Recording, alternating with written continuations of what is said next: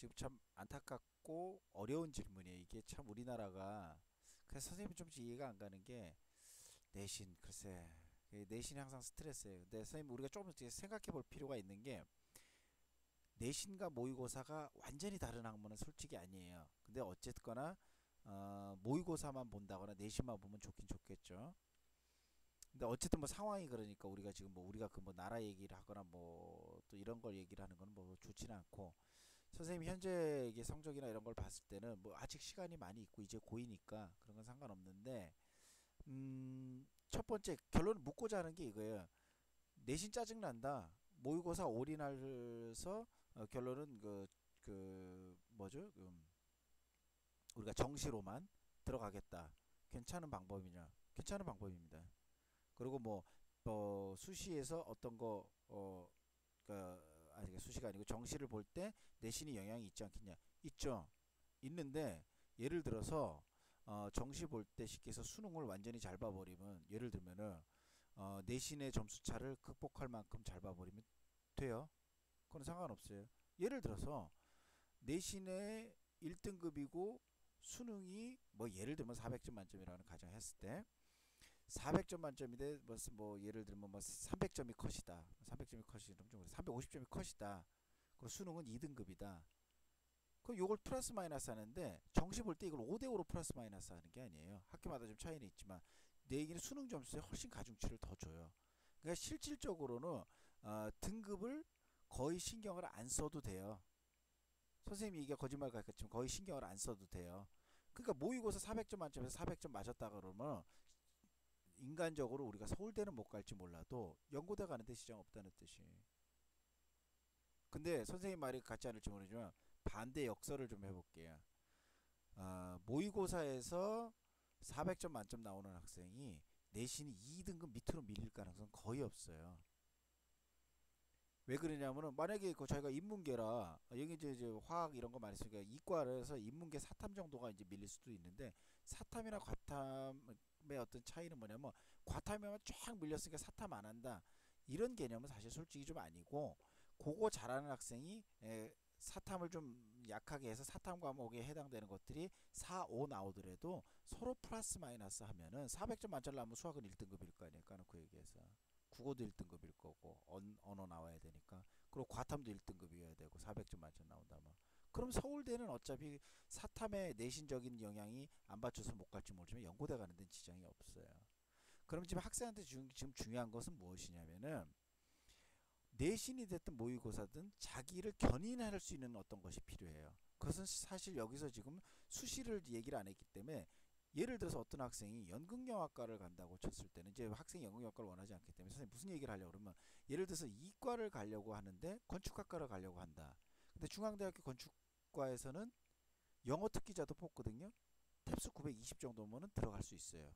900점대 정도면 아마 들어갈 가능성도 높아요. 건축학과 같은 경우. 그럼 수학 하나도 안 해도 이과에서 꽤 인기 있는 건축학과를 들어갈 수 있잖아요. 선생님 얘기를 하는 건 뭐냐면 거기서 견인차는 영어라는 높은 점수대예요.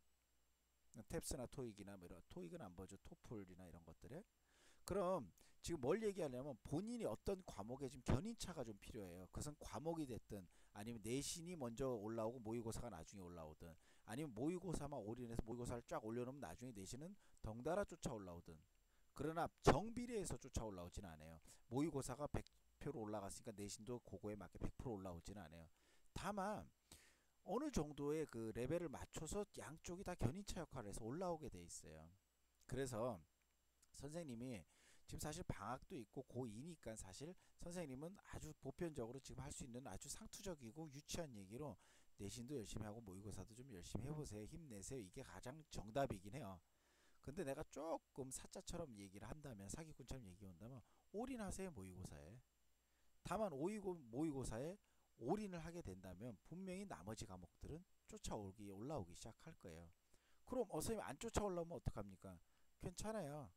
서울시립대 갈 수 있어요. 모의고사 쭉쭉 올리세요.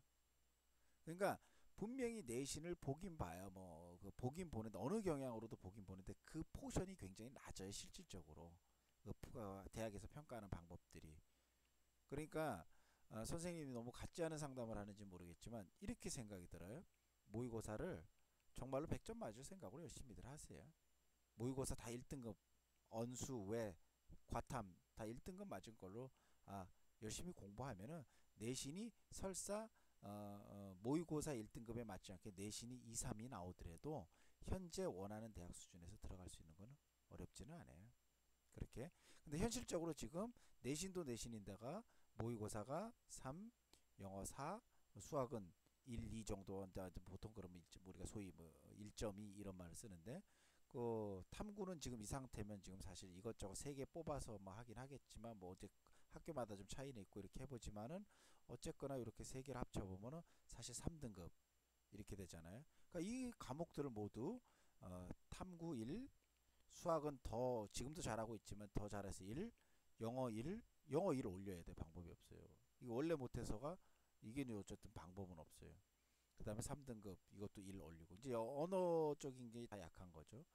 아니면은 아예 수학에서 완전히 올인할 수 있는 방법을 찾는데 이제 이런 올인 방법은 좋지는 않은 게 수학에서 올인을 해서 뭐 예를 들어 올림피아드 받고 뭐 이런다면 보통 근데 이런 학과에서 뽑는 특기자나 수시 전형이 아무래도 좀 국한돼 있으니까 올인을 하려면 제대로 올인을 해야 돼요. 그래서 수학이 사실 1등급을 항상 유지하고 있지 않다는 증거는 어쨌든 수학에서 완전 올인해서 현재 고2인데 아주 그 혁격한 성적을 만들어내긴 좀 쉽지 않을 것 같고 그렇다고 봤을 땐 우리가 그 내신에 너무 스트레스 받지 말고 모의고사 성적을 올려라. 근데 당연히 최소한 이거 1, 그 다음에 탐구 1 이렇게 만들어 가야 되고 국어 2, 영어 2 정도 만들어 줘야 비로소 우리가 뭐 내신을 신경을 안 써도 언어같이 쫓아오는 그런 맛을 볼 수 있어요. 그러니까 선생님 얘기는 사실 그 뭐 학교 선생님이나 다르지 않는 얘기를 해주면서도 선생님이 좀 안타깝긴 해요. 본인의 어떤 특정한 특징이나 어떤 게 있으면 이제 수시의 그 어떤 뭐죠? 그 자기 전형 뭐 이런 것들에 대해서 또 다른 어떤 컨설팅을 좀 하겠는데 현재로서는 자료가 너무 없어서 그렇고 일단 질문에만 그럼 선생님이 한번 그냥 뭐 대답해 볼게요. 모의고사 쉽게 얘기하는 정시에 올인하셔도 됩니다. 수능에 올인하셔요. 상관없습니다. 다만 가장 잘못되는 케이스는 말만 올인해 놓고 전혀 모의고사 점수에 변화가 없는 거예요. 이게 문제예요. 우리가 올인할 때 이거 도박 용어 아니 일종의 뭐 다 건다는 거. 다 걸었으면 인생을 다 걸었으면 그에 대한 그 리스크가 발생하잖아요. 근데 리스크만큼 일드 그러니까 큰 이익이 와야 되는데 그 이익을 실제 못 내고 있으면은 큰일 나는 거죠. 그것이 리스크가 그대로 와서 망하는 거죠. 그러다 보니까 모험을 할 때는 잘해야 돼요. 선택을 할 때는 잘해야 되고 그러니까 선택을 했으면 확실히 집중을 해야 돼요. 그래서 모의고사 집중하는 거 선생님 절대 나쁘지 않다. 100% 방법이 있다. 서울시립대 가는데 뭐 TV 뭐 TV 또 다른 사기에 칠 수 있는 TV나 뭐 이런 게 있는 게 아니에요. 아까 말한 원리로 충분히 가능하다. 다만 잘해야죠. 국어 3 뭐 이렇게 4 이렇게 맞추면 안 되고 수학은 잘하고 탐구 같은 것도 이과니까 잘해야 되고 그죠? 그래서 선생님 다시 정리하면 원론적인 얘기예요. 음, 모의고사에 올인하는 건 나쁘지 않다. 다만 열심히 해야 되고 너무너무 열심히 해야 된다. 그리고 어쩔 수 없다. 현재 대학 제도로서는 어쩔 수가 없다. 근데 이런 거는 있어요. 조금 다른 얘기를 해주면 선생님이 만약에 수학을 굉장히 계속해서 열심히 하고 탐구를 열심히 하잖아요. 그럼 어떤 좋은 일이 있냐면은 시립대를 어차피 4년 후에 졸업을 해야 된다는 가정하에 4년 만에 졸업을 해야 된다는 가정하에 물론 이제 시립대는 좀 다르지만 좀 다른 뭐 그 한양대학교나 이런 데 같은 경우는 수학을 잘하면은 나중에 편입하는데 대단히 유리해요. 그리고 영어를 잘해도 유리하고 그러니까 수학 영어만 잘해두면은 설사 한 번에 실패가 있을 수 있어요. 대학을 가는데 근데 트랜짓 한다고 그래 트랜스퍼 한다고 그러잖아요. 우리가 한번 갈아탈 수 있는 그 편입이라는 제도가 있어요. 근데 그 제도에 지금 뭐 예를 들어서 성적이 안 좋아서 뭐 예를 들어서 뭐 지방 국립대 갔다고 치자고 이래 싸니까 거기 가서 2년 만에 이제 다시 서울에 있는 좋은 대학으로 편입할 수 있대. 가장 중요한 게 지금 아주 고무적이죠. 수학 1등급이고 요 성적을 계속 유지한다면 지금 당장 대학 가는 데도 도움이 되겠지만은 실제 한 번에 실패가 있을 때 딛고 일어나는데 더 좋아요. 그 다음에 영어도 지금은 좀 못하지만 좀 잘해두면은 영어 공부 잘해두면 편입하는 데도 좋아요. 그럼 선생님이 이왕 평균 1.5등급을 만드는데 나중에 서울대를 편입할 수도 있는 거 고대를 편입하기 위해서 가장 좋은 방법은 수학 1등급 만드시고요. 영어 1등급 만드시고 좀 힘들더라도 그리고 국어 2등급 만들고 탐구 2등급 만들어서 1.5등급을 맞추는 게 같은 1.5등급을 만약에 우리가 맞춘다면은 그게 제일 좋은 방법이에요. 가장 좋은 건 다 1등급 맞추는 거고. 그죠? 선생님 얘기는 무슨 뜻이냐면 만약에 지금 조금만 더 미리 그러니까 지금 예를 들어서 반대로 탐구 1등급, 국어 1등급, 수학 한 2등급, 뭐 영어 이렇게 해서 1.5등급을 맞추잖아요. 그럼 이과 쪽에서는 그닥 편입하는 데 도움이 안 돼요. 실제 대학은 뭐 어떻게 똑같은 1.5등급일 수도 있지만 그러니까 공부해서 또 할 때도 그런 요령도 필요하다. 이건 그냥 별외로 그러니까 우리가 대학이란 것을 어차피 졸업을 하기 위해서 가는데 실질적으로 또 여러 가지 방법이 있으니까 그래서 그런 것까지를 생각한다면은 수학은 지금도 잘하니까 더 매진하고 영어는 조금 더 신경을 좀 쓰는 게 좋을 것 같아요. 그래서 그 정도를 얘기를 해주고 솔직히 얘기해서 도움이 좀 안 된 것 같아서 하면서도 미안해. 내가 왜냐면 고등학생들 상담하기가 좀 힘들어요. 왜냐면은 이런 것들에 대해서 상담하는데 잘못 상담하면 고등학생들이 정말로 맹신하는 경우도 있고 학원 선생님들 그래서 좀 나는 확답하는 걸 별로 좋아하지 않아요. 왜 그러냐면 정말 방법이 없는 건데 그거를 그렇게 애 인생이 하나 달려 있는데 그걸 마치 자기가 신적인 존재처럼 얘기하는 건 그닥 좋지는 않고 그래서 좀 조금 안타깝고 하지만은 선생님 역시도 그렇게 어떤 그 속 시원한 방법을 주지는 못하는 거에 대해서 좀 미안하게 생각하지만 어쨌든 결과적으로 조금만 좀 미래를 보면은 일단은 수학하고 영어는 꼭 잡고 가는데 영어보다는 수학 쪽을 더 잡고 가는 게 이과 쪽에서는 유리하다.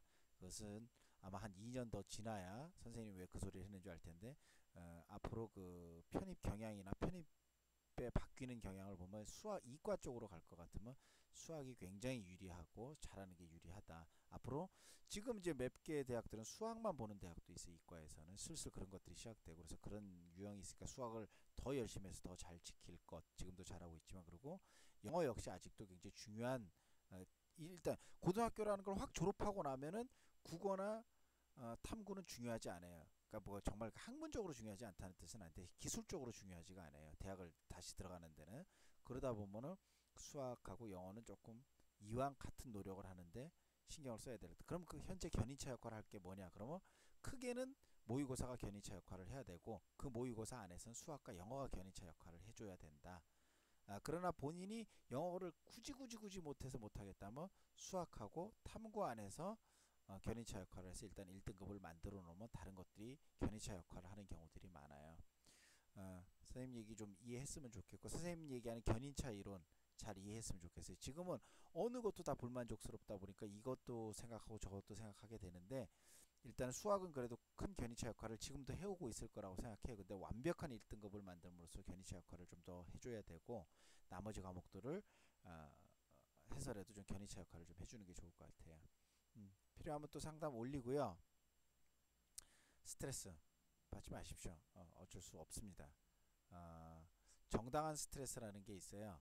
왜냐면 이제 학생이 공부의 스트레스, 돈 벌어야 되는 사람이 돈에 대한 스트레스, 뭐 사법시험 준비하는 사람이 법에 대한 스트레스, 또는 법관이 옳은 판결을 해야 된다는 스트레스, 검찰이 범인을 잡아야 된다는 스트레스, 선생님이 왜 이렇게 열심히 가르치는데 애들이 안 들어올까 스트레스, 뭐 이런 스트레스를 기본적으로 받아야 되는 스트레스예요. 뭐 어쩔 수가 없어요. 그러니까 누구나 세상 누구나 이런 스트레스를 받고 있으니까 그 스트레스는 이 받되 제 얘기는 시달리지 말고 정말로 좀 어떤 그 선생님 얘기도 견인차를 만들어내든지 아니면 정말로 뭐 예, 그 조금 좋은 생각, 밝은 생각을 좀 하든지 아니면 세상을 좀 넓게 보든지 아니면 뭐 상담하시는 선생님들이나 우울한 걸 어떻게 처리할 수 있는 어떤 학생들과 같은 동년배들과 좀 얘기를 하든지 해서 선생님 스트레스 안 받았으면 좋겠네. 좀 제일 안타까워요. 선생님도 아이 키우고 있지만 스트레스 받는 거는 이제 어차피 받긴 받아야 되는데 해소를 잘 해야 될 것 같아요.